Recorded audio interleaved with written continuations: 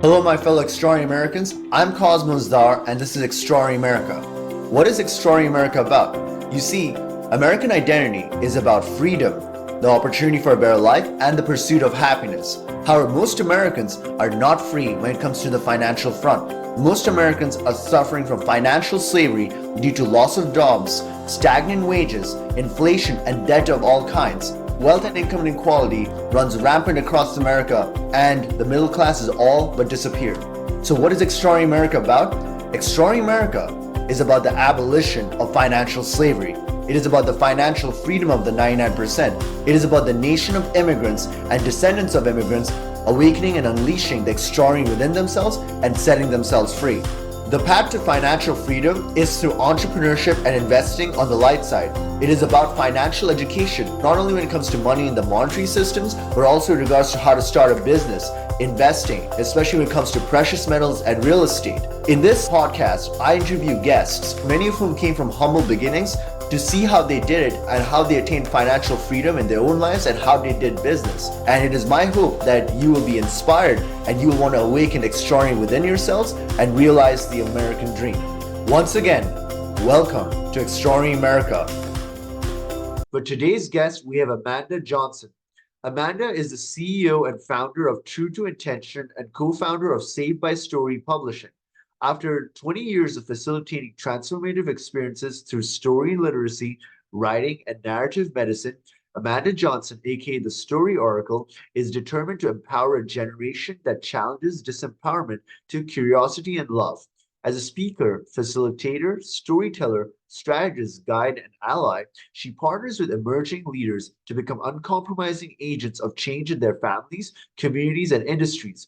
Through her two businesses, True to Intention and Saved by Story, she midwives paradigm-changing brands, content, and more whole-thought leaders and storytellers into the world with story-healing quests and message-manifesting retreats. From inspiration to impact, she and her team help inspire souls dissolve the lies, reorganize their sacred material, and become truer to intention with every piece of content they craft. She is an extraordinary American, and I'm glad to have her on the show. Amanda, are you there? Yes, I'm here. I'm Amanda, excited. Amanda, thank you so much for taking the time to be on this podcast. I'm truly grateful to have you on the show. Thanks for having me. I'm excited to chat with you today about all things freedom, sounds like. Yeah, so Amanda, can you tell me and the audience a little bit more about yourself, your background, and your story, and how you got started? Sure. When people ask me the question, how did you become the story oracle? People don't go to school for this. I kind of laugh and want to say, yeah, have you ever played with a pinball machine?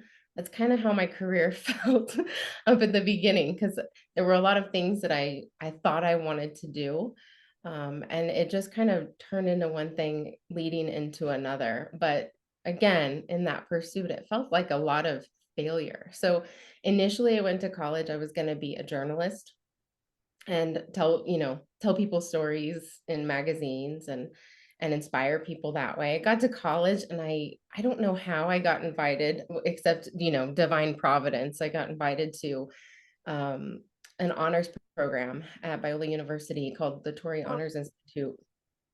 And it was a classic books program. And I was so amazed by what I was learning there. I mean, no one had ever taught me like critical thinking skills, working through arguments, becoming persuasive, writing technically. It was grueling.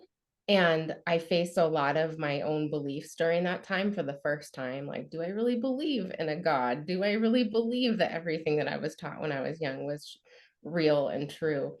And it was tough, but through that I really learned how important it was to understand history, to understand author's intention, to understand what was driving a person to pick up a pen or a typewriter or a computer and really pour themselves into the process of putting an argument forth or putting a story into the world. And so through that process I decided, you know what, I didn't really get taught history very well. So maybe I'll become a history teacher. I'll learn history and I'll help young people learn how to think critically before, they turn 18, leave home and get out into the world and feel like I do, struggling without that type of foundation. So I became a teacher, got my teaching credential, jumped into that system, also was married with little one at home, and quickly realized that wasn't the place for me. I wasn't I wasn't strong enough to be who I wanted to be in that situation. I hadn't done enough personal work yet. And I couldn't give the students everything that I wanted to give them and then go home and have anything left for my little one. So, I mean, and of course, I don't know if this still happens. It's 20 years later, but when I started out, they put me with in a classroom with all of the teens that nobody wanted to teach. Like the gangsters, the drug dealers, the ones who, were pregnant and hadn't told anyone. And they just kind of put them all in one room and were like, hey, new teacher, give it a shot. And, I mean, talk about, you know, young people who are starting out with cards dealt against them. The stories that they were facing at that age, I couldn't even fathom. And I thought, I just don't have what I need to give them what they need to actually succeed. I tried. I used a lot of story in the classroom. And the last day that I was there, the drug dealer actually walked into the classroom and he went through this process of saying like, and this is like his money making time of the day, right? This is what I was thinking, like, why are you here, dude? And he said, I just want you to know, like, we really appreciate how you're trying to help us. And I think this speaks to like what we're talking about today with the American dream, and this idea of what's possible in our culture. And I think that these young people, 30 young people in my classroom, didn't think that they had a future at all. They couldn't see it, Wow. and he went through and he knew every single story in that room. 30 kids. He told me the story of this one whose brother just died in the gang fight down the street, and this girl who's being abused by her such and such. I mean, he knew everyone's story, and I realized he wasn't dealing drugs to be an entrepreneur. He was dealing drugs to help his friends with pain. Like this was he knew the pain and the stories and he was trying to help in the way that he couldn't, yeah, maybe make a buck or two as well. But it was this fascinating experience, painful experience, because like I said, I really wanted to give him what I could, but I didn't have it. So I had this opportunity, family friend, knew my ability to write, knew that I had my teaching credential, and asked me to help her teach online. We were teaching people who wanted to become teachers who were really great at like math and science, usually second language learners who really struggled to write an essay and pass the basic skills test for writing to become a teacher. And so we were helping them through that whole process. I was hearing, oh, Amanda really helped me to think, or Amanda really helped me to get my story straight, or Amanda really, and so I was starting to hear all these things that I had been working on my craft, but through this process of helping them learn how to write. So we decided we were going to start marketing this business, and we went to the wrong group. We went to a whole group of entrepreneurs who said, we don't want you to teach us how to write well. We want you to fix what we've written, because we've written a bunch of content, blogs, books, all of these different things, articles, and they weren't getting any traction. They weren't doing what they wanted them to do. And so I became an editor on the side, which was really useful. Had my little one at home, some stuff going on at home that was hard. So it was kind of nice to have this little enterprise. I never planned on being an entrepreneur. It was something that kind of fell into my lap, and I really liked it. And I had a few stints of going outside of that and working, for a county and doing all of these different jobs. And every single time I would literally have people who would hear me talking about the things I was passionate about, and they would be like, you should not be here. Like, you need to go do your own thing. You need to do what you want to do in the world because it's cool. So I was helping people with editing, ended up also getting involved in a facilitation program for teens. They were teaching emotional literacy skills. And that was maybe one of the most important experiences of my life because I had to be in the room doing all of my own work and learning social emotional literacy myself, because that was a thing that I didn't get along with critical thinking growing up. And so I got to do all of this work. I got to learn how to facilitate transformation for teens and adults. And eventually, I found myself in a situation where I had a bunch of people who wanted to write books. And I thought, it'd be easier to help people write them from the beginning, because once they spend a year, or the average was about 5 years, 7 years, that people would work on this before they would be willing to share it with anyone and get feedback. Uh-huh. I thought, I really just want to help people from the beginning and help them see that it doesn't have to take this long. You can organize it well. You can have someone help you with the writing and keep you accountable and really support you through this process. Keep it true to intention.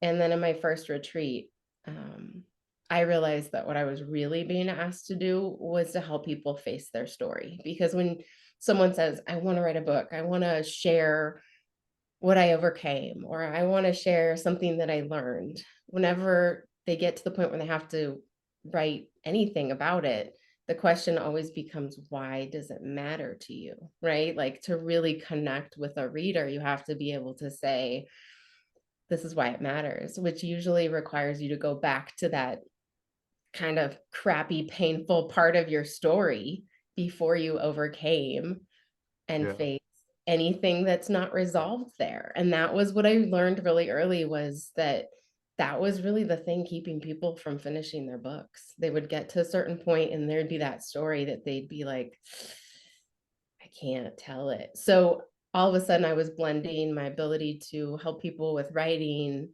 um, the actual writing technique, and facilitating transformation. And that's when True to Intention really took off, because I was kind of using all of my skills at once. Amanda, one thing I find interesting, you mentioned that some people they don't want to tell that part of the story because they have to like those are unresolved parts, but that's exactly what people want to hear because it's like overcoming that pain that actually like a lot of people get inspired by. Like they're like, okay, if this person can do it, I can do it as well, and it connects with people that are going through similar problems. So it's something that I noticed, you know?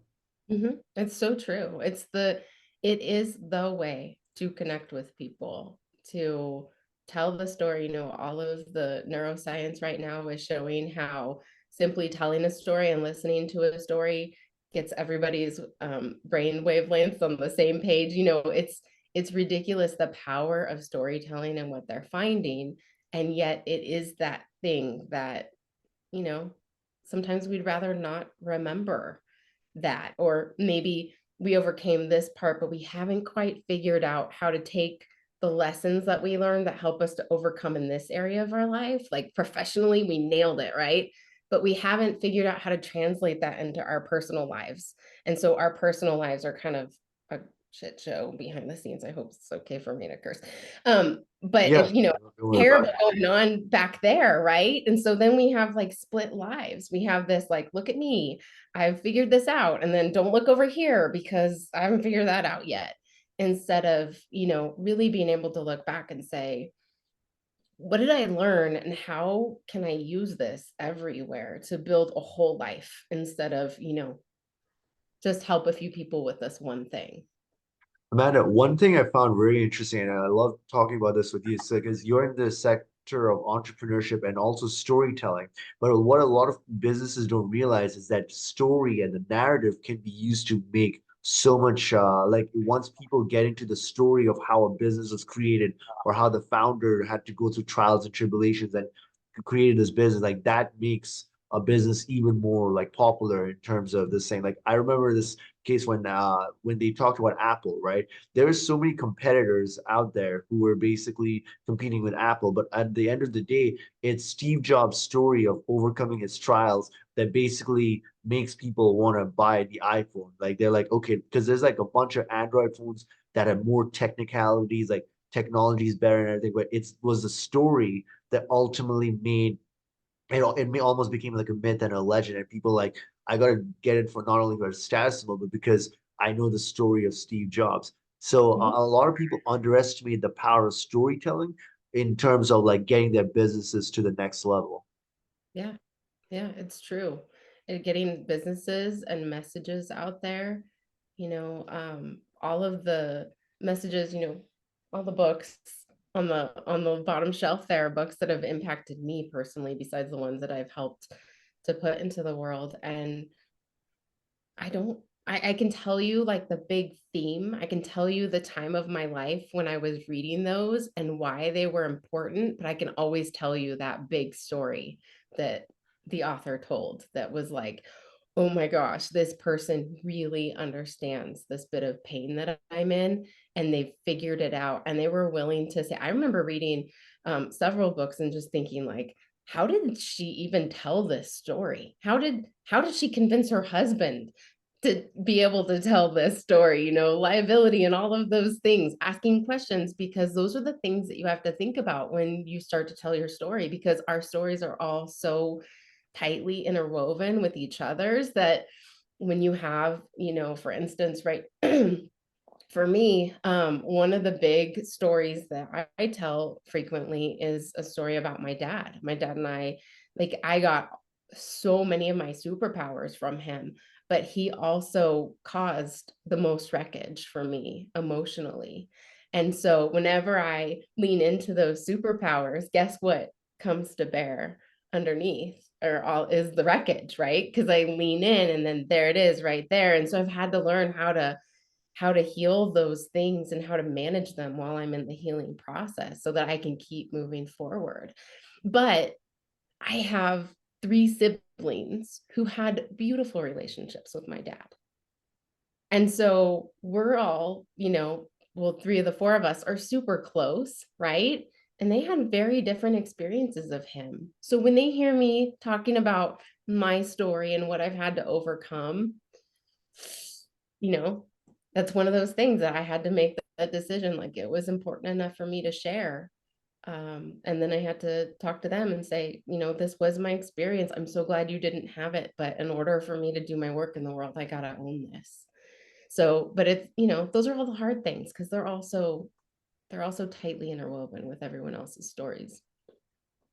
So, Amanda, what was the biggest revelation you had during like all these years where you were writing stories and like you're hearing the stories of all these different people and like what is like a common theme you saw, like while you were like in this area of industry?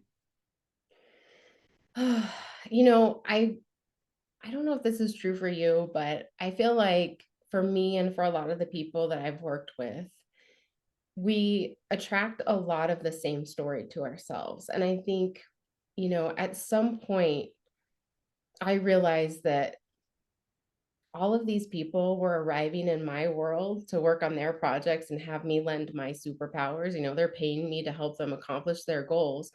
But in the process, they're bringing up all of my stuff, right? So I have someone come in and she's talking about stuff going on with parents, or she's talking about having to deal with addictions, or this one's talking about a father wound. And this, so over the first few years of my business, I remember thinking, okay, I actually think that this is for me. And I think that was the biggest and maybe most important revelation, because what I've noticed across time is that a lot of people who are in the helping industry, like myself, trying to help people heal, help people thrive, help people grow businesses, if we're attracting ourselves, versions of ourselves, right? And having that be reflected all the time, but we don't know it, how does that usually feel? It's not great, right? They're usually triggering and activating all of our stuff repeatedly. And I knew enough, I had developed enough awareness, mindfulness, pausing skills in my world to be able to say, okay, what just happened, right? In that room with that client, and be able to go work it out with the people who support me. And then eventually, end of 2019, I had this idea that I wanted everyone to tell their stories, because there were, maybe half of the books that I worked on that were so deeply important to my own personal and professional journey that I wanted to tell the story of this, like what happened for them and all of their healing process, but also as a coach, what they were able to open up for me that I'm not sure I would have been able to work through had they not come to me at that time with that message or that set of circumstances or that story that was keeping them from moving forward, that was also keeping me from moving forward. I think that's probably the biggest and most important revelation. So Amanda, like as a continuation of this, right? Like I wanted to know from you, from your perspective, like what do you think makes a great story? Like what do you think makes like like people can tell their story in like different ways, but there's a certain way, like for instance, I'll give you an instance. Like I read a long time ago, like when the author of the Lord of the Rings, right, when he was writing the story, he utilized the hero's journey tactic, like where there's a certain way you write a story and it makes it an amazing story. But from your perspective, how do you think a person should write this story in such a way that creates like the maximum impact? Well, I think the first and most important thing, especially for people who are writing something heavily focused on their own experience, is to write it true first, even if they end up fictionalizing it later, because excuse me, there's that I feel like it's that truth that makes people connect, right? The honesty about, there's the storytelling elements that you really need in there. You need good visuals, right? You need all of that sensory so that people can see the scene, so that they can smell what's happening in the scene, so that they can feel what's going on in the character's body, right? You need the internal dialogue so that you can really connect with, like, oh yeah, I've had those thoughts about the world. So I know that you had the opportunity to talk to Asaf Raz recently, right? So I had the opportunity to work with him on his book. And I remember as we were shipping chapters to different readers, there was this one moment where one of my client partner friends, um, she called me and she was like, there's something happening with this book that I don't quite understand, because this was raw, it wasn't, we hadn't done a lot of work on storytelling elements, right? It was just him getting the content out there. And so she was like, it's not even following, this is a voracious reader, it's not following the normal way of developing a character or an attachment to the characters in their lives.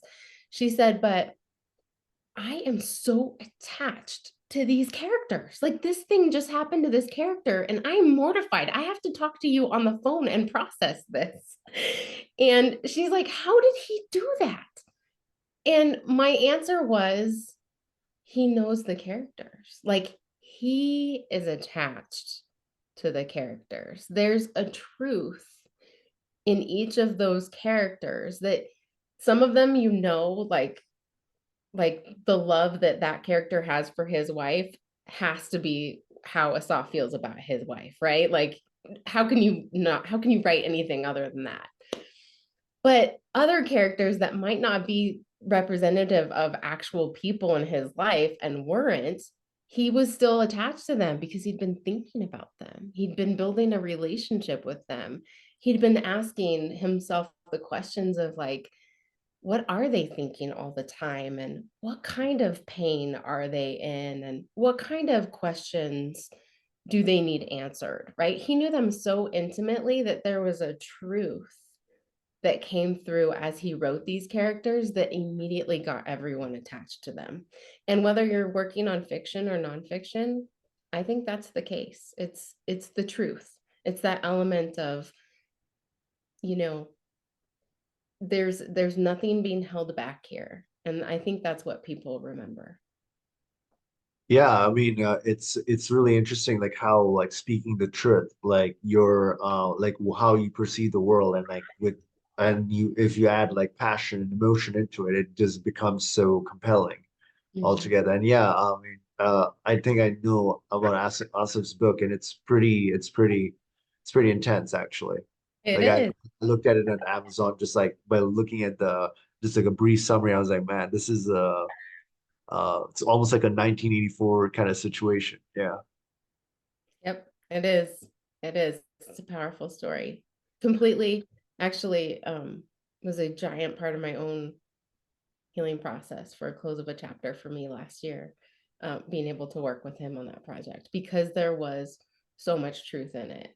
And because he operates in the world that way, that I could be the one actually, usually I would tell him, usually it's me being the stable, composed one, and my clients kind of having a space to fall apart. And it was actually reversed this time around because there were scenes from the book that were so mirroring these very important scenes in my own life that they were like unraveling me. I mean, talk about the power of a story and the power of getting inside the psyche of a character and the body and being able to have a different experience in the same sort of scene.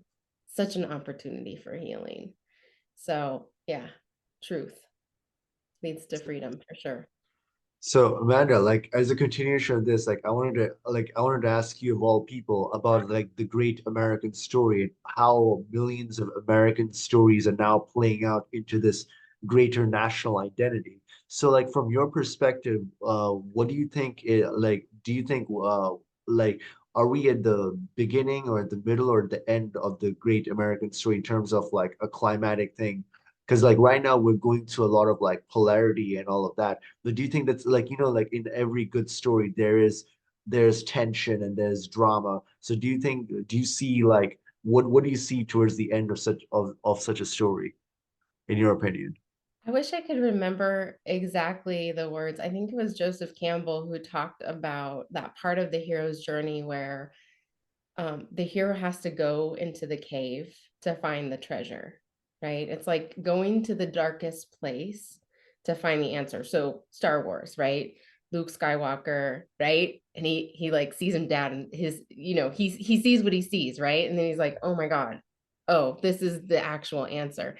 And I feel like that's where we are in America right now, is that, you know, um, there was a lot of beautiful, true, and good truth and amazing um, hmm, light. Like there was so much light packed into our inception, right? Like the Bill of Rights and the Declaration of Independence, like those were ideas and principles that maybe had never been witnessed that way before in the world, right? It's this new idea.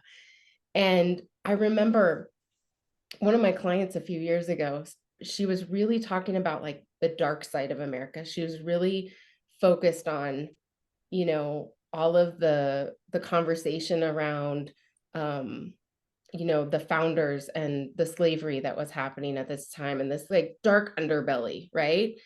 And I was trying to reflect to her, what if creating a country is like writing a book? You know, you have this idea, this like really beautiful idea. And then you get into it and you're like, holy crap, there's a whole bunch of me and what I believe and parts of my life that just don't match that yet. We like set a standard that was a standard like no one has ever seen before.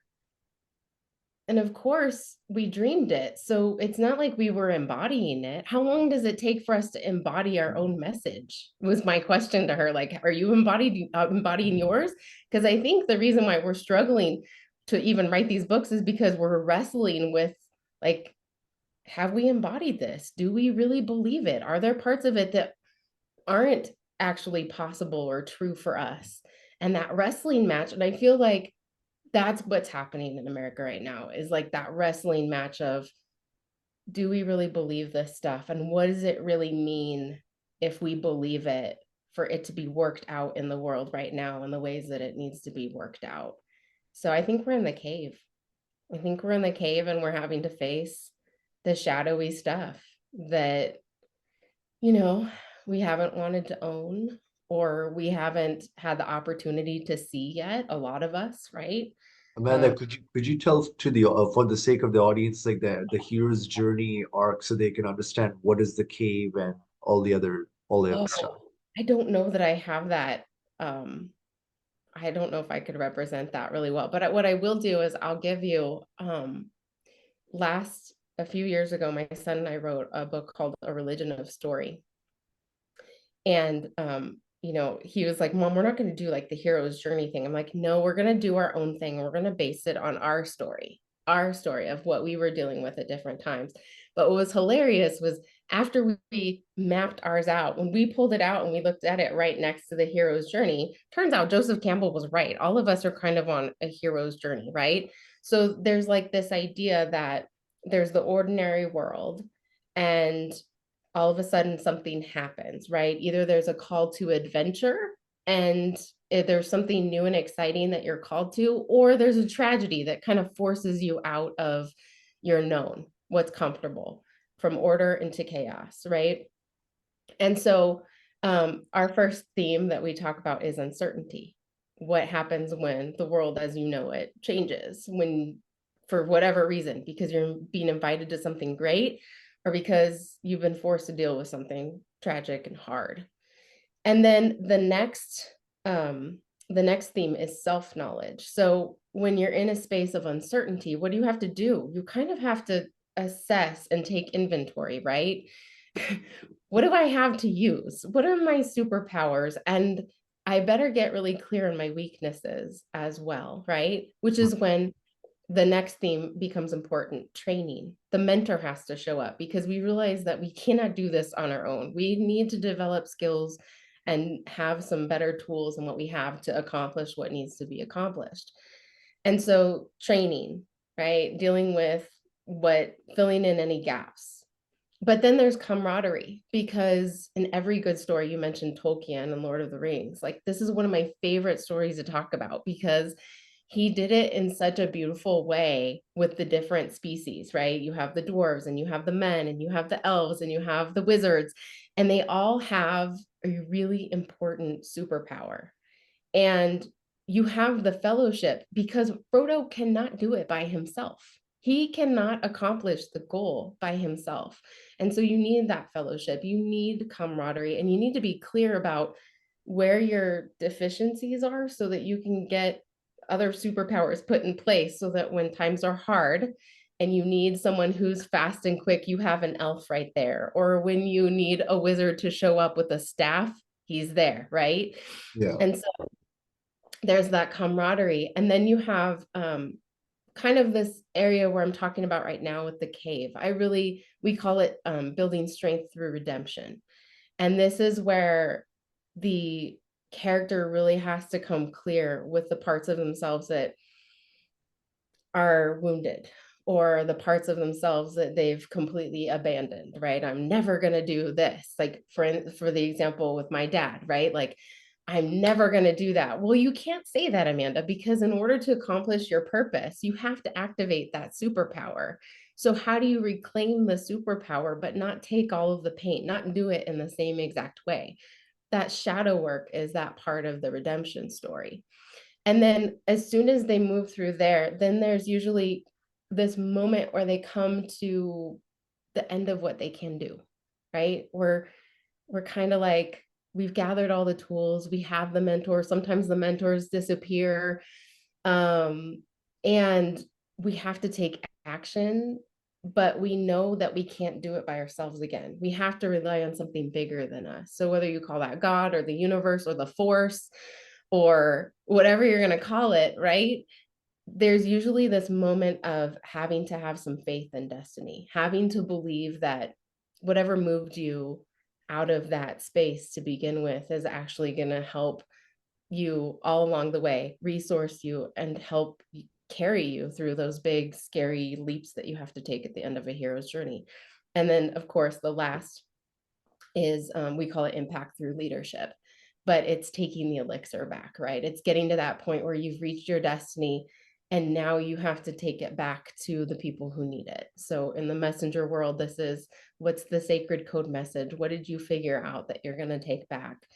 And yeah, I would say that's probably a close, it's close. I won't say it's just like Joseph Campbell's, but it's pretty near. Wow. I mean, just like going through all the different arcs of the story, like you're right, America is kind of like in the story of the cave.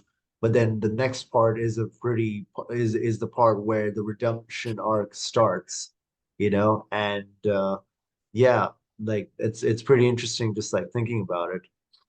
Yeah, I think if we can own it, if we can say truthfully, we didn't know what we didn't know, and we did know, and we did it anyway, and we made mistakes, and we're sorry. And, there are things that are built in that would be better not baked into the system. And so we're going to work together and kind of sort through that. Then I think we can achieve our destiny. I think we can accomplish what that declaration set out that was possible for us. Yeah, that's pretty true, right? I kind of see of it as like, yeah, we started off like with this thing, but sometimes we go through these bumps, but then the overcoming of these barriers is what leads us to greater heights. And the same thing applies with like anything, like even in like the year 2024, right? We think in our lives that we're going through these challenges and that we're going through hardships, but ultimately, like I think the higher reason for us going through hardships is like we can overcome it and then tell our story, and it inspires so many others to overcome the same kind of thing. So sometimes, and I'm telling this to the audience as well, right? If there's a trial and tribulation in our life, like realize that maybe it's God's way of getting you to inspire other people. Mhm. And like you have to overcome that no matter what. But Yeah. I mean, what are your options I don't know if you follow Jordan Peterson, but he's always talking about, Cain and Abel.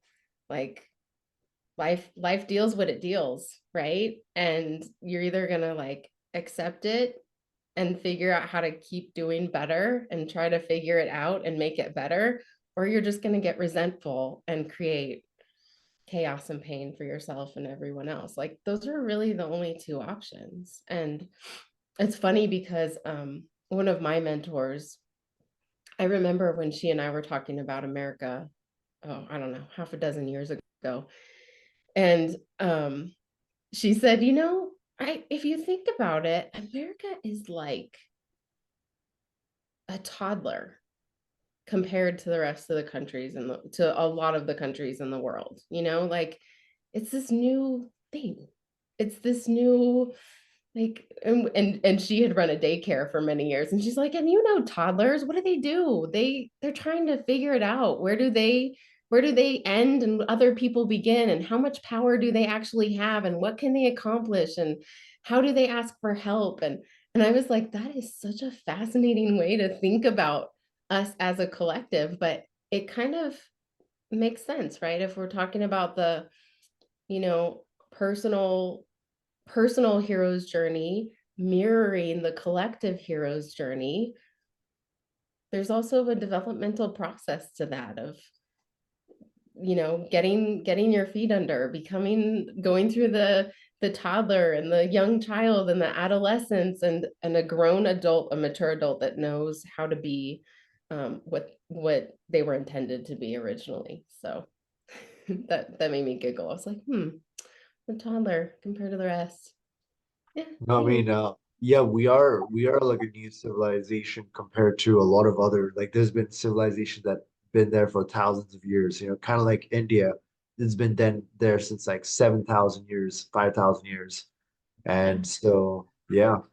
It's an interesting thought, right? Like we haven't quite grown up into the thing that we're meant to be yet.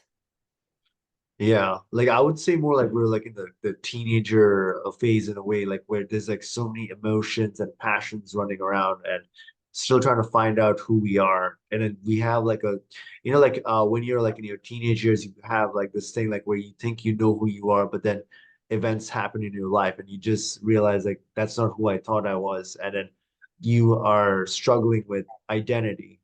And Yep. so right now, one of the things I see is that a lot of Americans is struggling with their national identity. And but I think just like any good story, it'll eventually get resolved. Yeah. So yeah. But Amanda, on a different note, can you tell me and the audience a little bit more about your two businesses, like True to Intention and Saved by Story, and like the premise of how they both got started? Sure. So True to Intention is the business through which I help people tell their stories, whether they're like memoir based on their lives or fiction.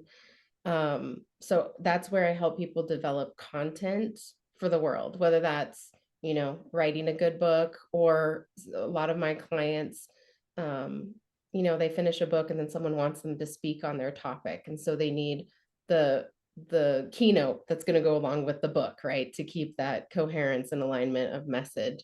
And then I've worked with a lot of clients to help them build out curriculum and events that are also part of that, taking that initial message and really expanding it and expanding the opportunities for people to experience it at different levels, deeper levels.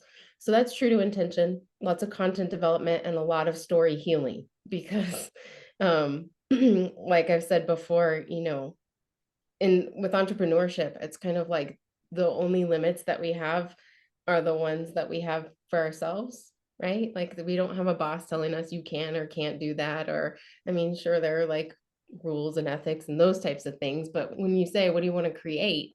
Like the only thing that really limits us is what's going on here.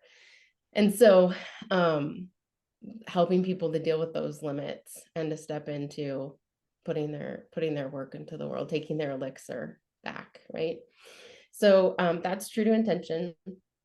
And I worked on that for almost 20 years. And then I was helping people through the process of self-publishing. So they get their books done. And I had designers in the background and found an interior designer. And so I was acting like a project manager to help them move through the process of self-publishing. And it was great. And then I had a few that were saying, I really need like a publisher. I need an imprint because of the status conversation in my industry, or for whatever reason they were saying this. And so I watched a few people go the traditional route and the hybrid route. And I don't even want to say mortified. I was really just infuriated by the way people were treated in these systems, because they would go from a space where there was so much care about them as a person and about their project.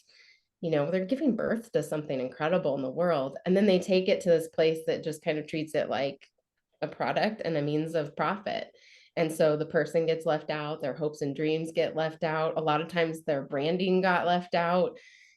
People who had 15 years of a brand following, and the publisher didn't even bother to look at their website for, like, I don't know, a brand style of fonts and colors and just stuff that breaks trust between a messenger and their audience, right? If there's Yeah. too much difference. And so my son, who was 18, 19 at the time, um, he got tired, I think, of listening to me complain about the situation that I was facing, because I would also have to like jump in and help with these things, right? Which, I love to do, but I hated the price that they were paying for this. They were investing so much money and so much time and themselves, and getting mistreated. And so he said, "You know what, Mom, let's just start a publishing house. Like, let's just figure it out. We can do it." And I'm like, "You're crazy." And he said, "No, let's do it." So he rallied a few, two of my siblings. So That's we how have, every great entrepreneurial startup starts, you know? It's yeah, crazy, but then we have four family members, and then I have four clients who heard us talking about this and who just loved the work that we were doing over at True to Intention so much that they were like, "We want to be part of it." So we have 8 partners. Four of us, half of us are real blood family, and the other four are like chosen family. And most of us have all published books, so we know what it's like, and we know the importance of building a brand along a book. So there's a lot of services that we provide for that, around branding and websites and all of those other things, just to help people create that container for the elixir, so that it gets to the world in the quickest, fastest, smoothest, most aligned way possible. that's awesome, Amanda. And Amanda, are there any other projects that you're doing that you'd want the audience to get a glimpse into? Oh, I have some exciting things that I'm working on for this year. After working on a softs book last year and experiencing the narrative healing that I did, um, I felt like I completed a chapter of my business. Like maybe the whole reason why I started it was so that I could heal that wound. And I got to the end of it and I had to ask myself, like, what is going to compel me? Like, what do I want if not to heal that? And the answer for me was for other people to experience it, right? End of a hero's journey, you go back and you try to figure out how to help other people. So I have um retreats that I do that are all story based. You know, we have some focused on Hunger Games and we have some focused on you know, fate and destiny and working those things out and some of the time travel movies that we love.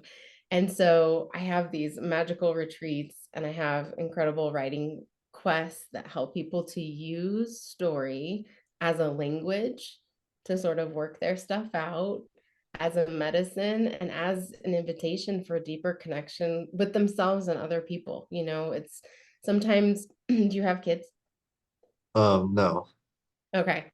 So when you have kids, you'll experience this moment where you say, "Hey, how's it going?" And they'll say, "It's fine." And you know that it's not fine. You just know that it's not okay. But they don't have the language. They don't have um the words yet for this is what's happening and this is how it's making me feel. And story was my way of doing that with Aaron, where I would say, "Ooh, this sounds like a friend thing." So I would choose stories that had a lot of friend situations and conflicts, and I would ask him about it. And I would get all the information that I needed about what was going on in here so that I could support him. Use the story to help him build those skills. So that's what I want to do more of in 2024 and beyond, is really help people to stop blindly consuming story and really start realizing its power, and to help us figure things out and move ourselves forward and raise children who are good thinkers and big feelers and, you know, can figure out their compass rather easily by walking millions of miles in other people's shoes so that they don't have to make all of those same mistakes that we watch heroes make all the time. Like you know, my son went through all of his teen years without giant issues. And when I really sat with why and I asked him, how did this happen? He was like, well, I already know not to do that. I mean, how many stories have we seen where they do that and it's a terrible ending? Wow. What if we did that with our kids? Like, what would happen to the next generation? They could be a little more free. I mean, yeah, by seeing the mistakes in other stories, we can avoid it in our own story. And we see it all the time, right? It's not like we don't see it every time we flip on Netflix or Prime or one of our channels, but it's the mindfulness. It's the adult or another person. My husband and I do it all the time while we're watching the shows that we watch, is like, what do you think about this?